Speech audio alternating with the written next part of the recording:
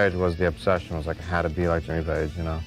And then after that, it was like only a few years later when Eddie Van Halen came out, and then that was it for me. You know, Eddie Van Halen opened a lot of things for me, you know, like it did a lot, you know, a lot of people want to play like him because they want to be like him, but like for instance, you know, with the guitar I'm holding, you know, by that time I had a Stratocaster with the little single coil pickups, and I had my Les Paul with the humbucker because I knew I loved the sound of the Les Paul, but I liked the feel and I liked the bar, the tremolo bar on a Strat.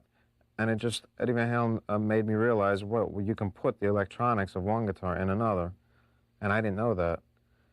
So, and then it was like you hear certain things in your head. It's like, you know, I always used to wonder myself, like, okay, I'm playing down here. Wouldn't it sound wild if I could all of a sudden go up here? But how do you do that? You know, your fingers aren't that long.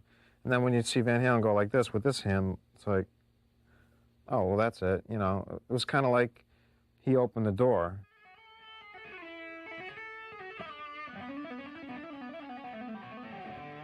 I always loved Boston and Journey and Van Halen and stuff like that. It was like heaviness with melody. It was like, you know, when I plugged into an amp, you want to be heavy like Eddie Van Halen, but at the same time I loved Elton John. And that's what gave me the combination. That's why with White Lion, it's like, you know, we always stayed melodic and stuff, but I always had a, you know, made sure I had a heavy guitar sound because, you know, that to me is where it's at. It's, you know, it's got to be heavy guitar, but at the same time melody.